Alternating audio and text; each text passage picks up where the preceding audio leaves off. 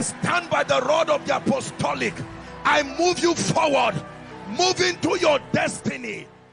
The first thing that the prayer that engenders dominion produces is access to the voice of God. If God is not speaking into your life, you'll be in trouble. It is by prayer that divine purposes are born.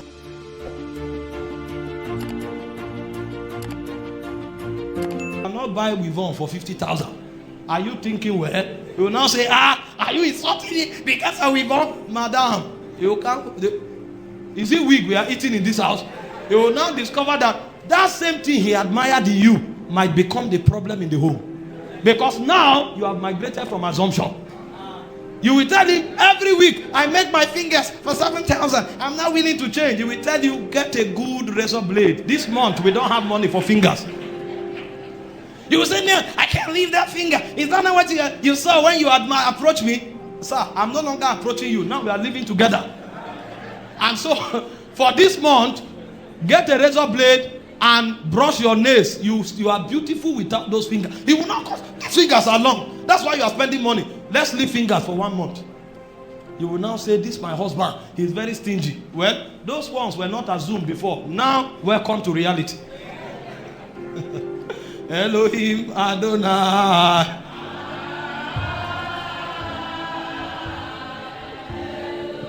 When they teach marriage, they say, marry your best friend. You understand yourself. Sir.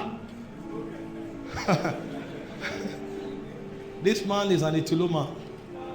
He came from a distant part. Their cultures, their characters, their traditions. Those things be coupled into this union. And he will die to them. You are from Ado. There are many things he doesn't know about you. It will be coupled. It will die. And it will take time. But the only thing that will make him stand until those differences die is because he will have respect unto the covenant. Because the God you invoked into this union this morning, he respects the covenant. And if you will go forward, you will respect the covenant. When you know this is the foundation, then you can open your mind and say, what do the wives do?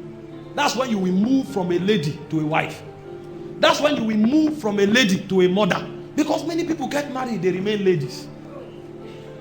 They are careful of the high heel. They are careful. No lady can be married. You will become a feminist. And it will remain in your brain, thinking you are making impact. When you are 70 years old, you discover you were not wise. Most men, young men, don't marry. They believe in their strength. They look at their mirror and they see their chest. And they say their chest is bogus. They see the six-pack. When they wear a suit, they stand like this. When you get married, you discover it takes a husband to be married. And so what will keep you until you become a husband and you become a wife is you will have respect for the covenant. Sometimes your wife will talk to you. You just look at her. I can slap this woman now. She will faint. You will now hold yourself. And you'll be quiet for 3 days. You will walk in a moody way for 3 days. After 3 days, you will wake up again. You will continue. Because there's no window to jump out. But the only reason you will remain is because it didn't start on a feeling. It's not prosecuted on a feeling. It is covenant. And so when you look at her and she's no longer worth it, the covenant will always be worth it. When you look at him and he's no longer worth it, the covenant will always be worth it. And if you have no regard for the covenant, you cannot get married.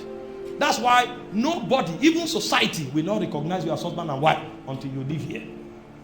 It is what happens here that made you a husband and wife. Covenant. When you finish covenant, then you enter understanding. And there are 5 things that define understanding in marriage, amongst others.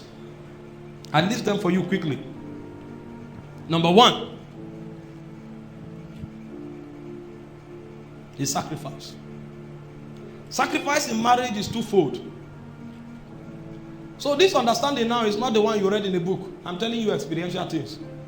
I know when you read in the book, they told you what your husband will sing you a love song. It will take you. I know you people are already searching the location you go for honeymoon. That's textbook love. The kingdom own is sacrifice. And sacrifice is twofold. The first fold of sacrifice is forbearance. And the second fold of sacrifice is responsibility. Let me begin with forbearance so you understand what I'm saying. Number 1, Genesis 2 verse 18. When God created the man, He said it's not good for the man to be alone. Talking about the woman now. He said, therefore, I will make a suitable helper for him. So your definition within the context of responsibility is that you are a helper. So what it means is that if suddenly we wake up and discover this man used to cast out demons, now he's laboring with a demon, we will blame you. That means you are not helping him to advance the course of his destiny. If we wake up tomorrow, we discover, this guy used to be focused. Now he cannot be focused on anything again because there are burdens in his heart. We'll say, the woman that should be a wife has become a knife because she didn't know that she was a helper. She thought she was a lover. And so if it is not about love and feeling, she's so sensitive.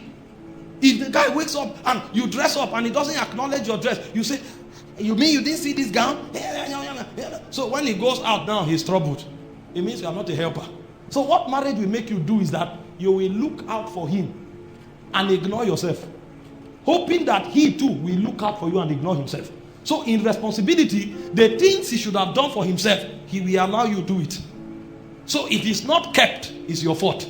And then the same applies to him. If you were an industrious woman making progress in your business, all of a sudden now you get married, business begins to go down, we will not blame you.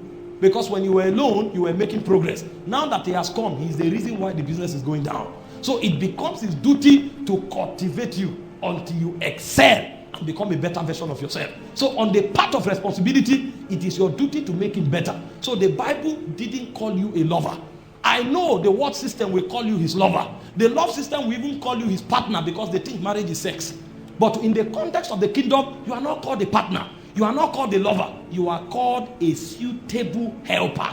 And so your job is to make sure you study this man and discern his purpose. You will know his purpose as much as he knows it. And when you look at him, you can tell everything God is doing in every season of his life. There are seasons of his life where you will become an intercessor. This is why marriage is not fun. Because he will need prayer to advance into that season. And he can't pray it alone. That's why God waited for you. When I got married, 8 days later, I entered the warfare. My name was attacked. My ministry was attacked. I would have collapsed. If I didn't marry, maybe I wouldn't be here preaching today. But God knows that there are battles ahead of him that he can't fight alone. Remember, Deuteronomy 33 verse 30 says, he said, 1, we chase 1,000. He said, 2, we put 10,000 to flight. That means he has been on the face of 1,000 of his life for a long time. Now God wants him to enter the realm of 10,000. And the only way he can enter the realm of 10,000 is to seek a helper. Even though I've known him for 18 years, God didn't choose me. You are the one God chose. So you are more important to him now than I am. Because if he fails in destiny, that's his business. But now that you are here, if he fails, both of you are responsible. Because you are the suitable helper that God chose for him. And so if he doesn't migrate from the realm of conquering 1,000 to 10,000, it's not his fault. It's your fault. That means the season where you should be an intercessor, you were still a hairdresser. That means the season where you should become a fasting machine, you were still a fashionista. And you think it's about gowns. You are wearing French gowns, wearing Italian gown, whereas the man is sinking. You don't know why you came. You may still be doing your job as a partner and as a lover, but in the realm of heaven you have failed. Because when heaven marks your score, they are seeing the degree to which you have helped this man fulfill destiny. And so in the season where fasting is required, you will fast more. In the season where prayer is required, you will pray more. In the season where moral support is required, you need to know how to enter his mind and tell him words that will bring out the masculinity in him so that he can confront destiny. The reason many men fail is because they live with lovers. They don't have helpers. And this is why most of our sisters are not prepared for marriage. When you talk about marriage, they are looking at their fingernails, looking at their complexion. They spend all their money buying cream. Who told you cream is the reason you get married? They spend all their money buying weave on. When they should learn, you don't know the kind of man God has sent you to marry. If you know God wants you to marry a leader, then you need to understand the ways of counsel. Because every leader succeeds by counsel. That means you must become a wise woman like the women of old. You will know what to tell the man to awaken his spirit. You will know what to tell the man to awaken his confidence until he confronts life like a winner. But in the season where you should learn wisdom, you are learning how to make your hair. You will be a lady. You will never be a wife. Because a wife is a helper.